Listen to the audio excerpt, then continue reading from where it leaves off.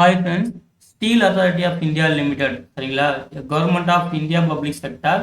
இவங்க வந்து பார்த்தீங்கன்னா வேலை வாய்ப்பு வச்சுருக்காங்க. அதாவது என்ன போஸ்டிங்னா மேனேஜ்மெண்ட் ட்ரைனிங் சொல்லிட்டு 249 போஸ்டிங் வந்து வச்சுருக்காங்க டெக்னிக்கல் கேட்டகரிக்கு. ஓகேங்களா. ஆனால் ஒரு கண்டிஷன் என்னன்னா கேட் வந்து நீங்கள் குவாலிஃபை ஆகணும். கேட் 2024 இந்த வருஷத்துக்கான கேட் எக்ஸாம் அப்பியர் ஆகிட்டு வேலிட் ஸ்கோர் கார்டு வந்து வச்சுருக்கணும். அப்போ தான் நீங்கள் எலிஜிபிள் அப்படின்னு சொல்லிட்டு ஸ்டேட்டாகவே சொல்லியிருக்காங்க. ஓகேங்களா. ஸோ நீங்கள் கேட் எக்ஸாம் அப்பியர் ஆனால் இதை பாருங்கள், இல்லைனா நீங்கள் பார்க்க தேவையில்ல, ஸ்டார்டிங்லேயே சொல்லிடுறேன் சரிங்களா. இப்போ வேகன்சி வந்து பாருங்கள், நம்பர் ஆஃப் போஸ்டர்ஸ் வந்து பார்த்தீங்கன்னா இன்ஜினியரிங் டிசிப்ளின் வந்து ஃபஸ்ட்டு கொடுத்துருக்காங்க. டெக்னிக்கலுக்கு மொத்தம் 249 வேகன்சி. அதில் பாருங்கள், கெமிக்கலுக்கு வந்து பார்த்தீங்கன்னா நீங்கள் கேட்டில் வந்து சிஹெச் இந்த பேப்பர் எழுதியிருக்கணும். போஸ்ட் வந்து 10 போஸ்ட்டு சரிங்களா. அதுக்கப்புறம் சிவிலுக்கு வந்து 21 போஸ்ட்டு, கம்ப்யூட்டருக்கு வந்து 9 வேகன்சி, எலக்ட்ரிக்கலுக்கு வந்து 61 வேகன்சி, அப்புறம் எலக்ட்ரானிக்ஸுக்கு 5 வேகன்சி, இன்ஸ்ட்ருமெண்டேஷனுக்கு 11 வேகன்சி, மெக்கானிக்கலுக்கு 69 வேகன்சி, மெட்டலர்ஜி டிபார்ட்மெண்ட் இருந்தீங்கன்னா 63 வேகன்சின்னு சொல்லியிருக்காங்க. மொத்தம் 249 வேகன்சி இருக்குது. அது அந்த வேகன்சிலாம் இந்த டிபார்ட்மெண்ட் வைஸ் பிரிச்சிருக்காங்க. இதுலையுமே வந்து பார்த்தீங்கன்னா எஸ்சி எஸ்டிக்கு வந்து ரிசர்வேஷன் சொல்லியிருக்காங்க இல்லையா. அந்த 249 போஸ்ட் பார்த்தீங்கன்னா யூஆர் கேட்டகரிக்கு 109 போஸ்ட்டு, ஓபிசிக்கு 67 போஸ்ட்டு, எஸ்சிக்கு 37 போஸ்ட்டு, எஸ்டிக்கு 18 போஸ்ட்டு, அப்புறம் எக்கனாமிக்கு 24 போஸ்ட்னு சொல்லிட்டு கேஸ்ட் வைஸ்மே சொல்லியிருக்காங்க. நீங்கள் எந்த கம்யூனிட்டி கேட்டகரி வரைக்கும் பார்த்துட்டு அப்ளை பண்ணுங்கள். ஓகேங்களா. அப்புறம் அப்பர் ஏஜ் லிமிட் வந்து பார்த்தீங்கன்னா 28 வயசு, அதாவது 25 ஜூலை 2020 படி உங்களுக்கு வந்து மேக்ஸிமம் 28 வயசுக்குள்ளே இருக்கணும் அப்படின்னு சொல்லியிருக்காங்க சரிங்களா. அதாவது 96க்கு முன்னாடி நீங்கள் வந்து பிறந்திருக்க கூடாது. ஓகேங்களா. அப்புறம் ஏஜ் ரிலாக்ஸேஷனுமே சொல்லியிருக்காங்க. எஸ்சி எஸ்டி இருந்தீங்கன்னா 5 இயர்ஸ், ஓபிசிக்கு 3 இயர்ஸ், ஃபிசிக்கலி சேஞ்ச் இருந்தீங்கன்னா கேஸ்ட் வைஸ் சொல்லியிருக்காங்க. அப்புறம் டிபார்ட்மெண்ட் கேண்டிடேட் இருந்தீங்கன்னா உங்களுக்கு மேக்ஸிமம் 45 வயசு சொல்லியிருக்காங்க சரிங்களா. அதுக்கப்புறம் மினிமம் குவாலிஃபிகேஷன், அதாவது நீங்கள் டிகிரி இன் இன்ஜினியரிங் படிச்சிருக்கணும். நீங்கள் இன்ஜினியரிங்கில் வந்து பார்த்தீங்கன்னா 65% வந்து மார்க் வச்சிருக்கணும். அதாவது ஆவரேஜ் ஆஃப் ஆல் செமஸ்டர். ஓகேங்களா. குமுலேட்டிவ் பர்சன்டேஜ் சொல்லுவோம்ல, அந்த குமுலேட்டிவ் பர்சன்டேஜ் நீங்கள் 65% வச்சிருக்கணும். அது இல்லாமல் நீங்கள் கேட்டில் குவாலிஃபையாக இருக்கணும். ஓகேங்களா. அவங்க சொன்ன டிபார்ட்மெண்ட் வந்து chemical, civil, computer, electrical, electronics, instrumentation, mechanical, metallurgy இந்த டிபார்ட்மெண்ட்டில் வந்து நீங்கள் வந்து இன்ஜினியரிங் வந்து முடிச்சிருக்கணும் அப்படின்னு சொல்லியிருக்காங்க. ஓகேங்களா. அதுக்கப்புறம் வந்து சப்போஸ் வந்து நீங்கள் வந்து இப்போ இன்ஜினியரிங்னா மெக்கானிக்கல்னா ஃபேக்கல்ட்டி ஆஃப் மெக்கானிக்கல்னு சொல்லுவோம்ல, அதில் வந்து மெக்கானிக்கல் துறையை சார்ந்து பல கோர்ஸ் இருக்கும் பார்த்தீங்களா.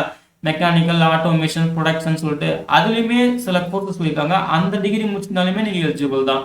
அதே போல் எலக்ட்ரிக்கலுக்குன்னு ஃபேக்கல்ட்டி ஆஃப் எலக்ட்ரிக்கல்னா எலக்ட்ரிக்கல் சார்ந்து சில கோர்ஸ் இருக்கும். அந்த கோர்ஸ்லாம் நீங்கள் முடிச்சிருந்தாலும் எலிஜிபிள். ஸோ அந்த மாதிரி டீட்டெயிலாக வந்து எந்தெந்த கோர்ஸ் படிச்சிருந்தா அவங்க சொன்ன டிபார்ட்மெண்ட்டுக்கு எந்தெந்த கோர்ஸுக்கு நீ அதை சார்ந்து படிச்சிருந்தீங்கன்னா எலிஜிபிள்ன்றத டீட்டெயிலாக சொல்லியிருக்காங்க. உங்கள் கோர்ஸ் வந்து இதில் வருதான்னு பார்த்துக்குங்க. ஓகேங்களா.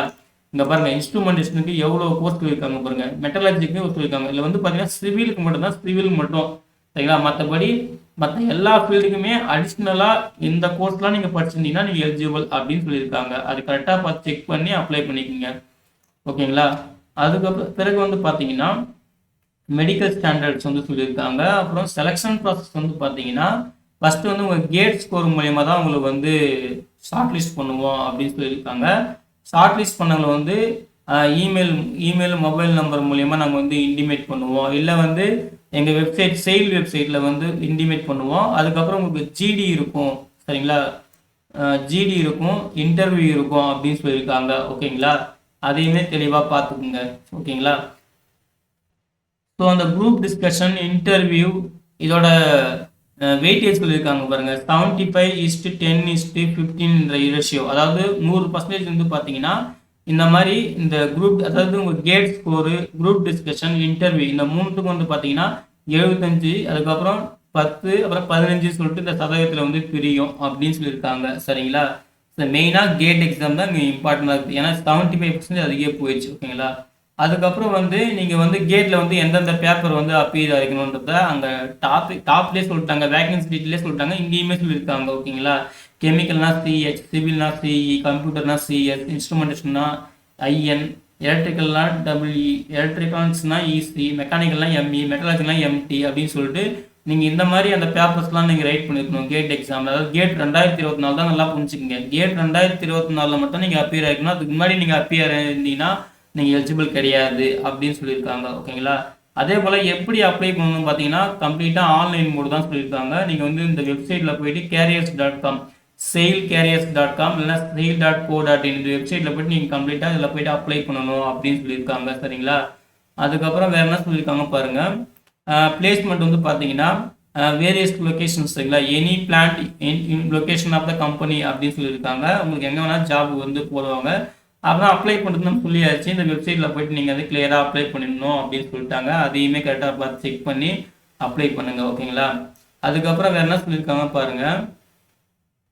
அப்ளை பண்ணுற ப்ரொசீஜர்னு சொல்லியிருக்காங்க. சரிங்களா? என்னென்ன ஃபார்மேட்டில் வந்து இருக்கணும், என்னென்ன டாக்குமெண்ட் சப்போர்ட்டிங் டாக்குமெண்ட் தேவைப்படுறதுன்னு சொல்லியிருக்காங்க. நீங்கள் இந்த நோட்டிஃபிகேஷன் தெளிவாக பார்த்து நீங்கள் வந்து படிச்சுட்டு அப்ளை பண்ணுங்கள். சரிங்களா? இது வந்து எப்போ வந்து ஆன்லைன் அப்ளிகேஷன் வந்து ஸ்டார்ட் ஆயிடுச்சுன்னா 5 ஜூலை 2024. எப்போ வந்து லாஸ்ட் டேட்னு வந்து பார்த்தீங்கன்னா 25 ஜூலை 2024. சரிங்களா? ஸோ 25ஆம் தேதியோட முடியுது. இந்த மாதம் ஜூலை மாதம் 25ஆம் தேதியோட அப்ளிகேஷன் வந்து க்ளோஸ் ஆகுது. ஸோ அதுக்குள்ளே நீங்கள் இந்த கேட் எக்ஸாமில் அப்பீர் இருந்தீங்க அப்படின்னா, நீங்கள் எலிஜிபிலிட்டியில் வரீங்க அப்படின்னா பார்த்து கிளியராக அப்ளை பண்ணி யூஸ் பண்ணிக்கோங்க. இது வந்து மேனேஜ்மெண்ட் ட்ரைனிங் டெக்னிக்கல் போஸ்ட். ஓகேங்களா?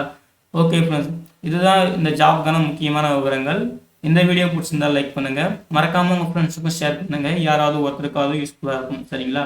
அப்ளை பண்ணுற எல்லாருக்குமே wish you all the best. Thank you.